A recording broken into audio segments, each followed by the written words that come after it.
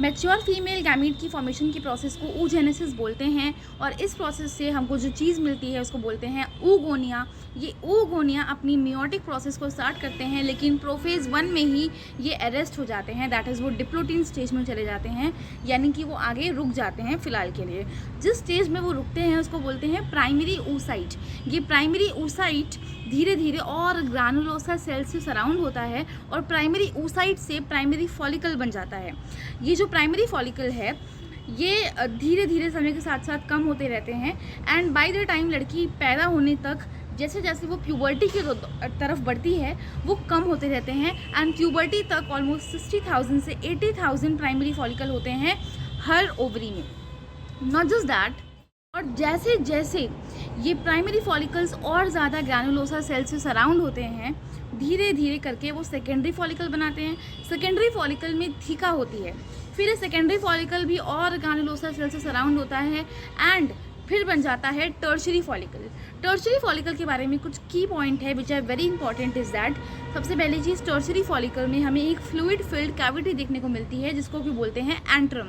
Not just that, secondary follicle stage में जो theca बना था टर्शरी फॉलिकल स्टेज में जाने के बाद वो थीका इंटरना थीका एक्सटर्ना में डिफ्रेंशिएट हो जाता है।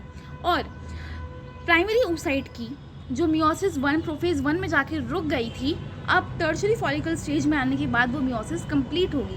मियोसिस कंप्लीट होने के बाद जो डिवीजन हमको देखने को मिलता है वो अनइक्वल होता है, क्योंकि जो दो सेल्स बनती हैं after meiosis they are unequal.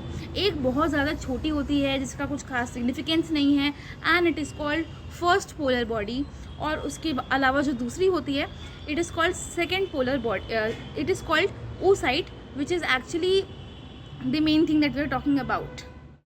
First polar body का आगे क्या होता है, एनसीईआरटी लिखती है that at present we are not very certain about it. अभी फ़िलहाल हमें इसके बारे में कुछ नहीं पता। और जो सेकेंडरी oocyte हमको बन के मिलता है वो बहुत ज़्यादा फूड स्टोर करता है, क्योंकि एट द एंड वही तो एग बनने वाला है जिससे कि फर्टिलाइजेशन होता है स्पर्म का, सो डेफिनेटली उसके अंदर फूड रिजर्व्स होना चाहिए।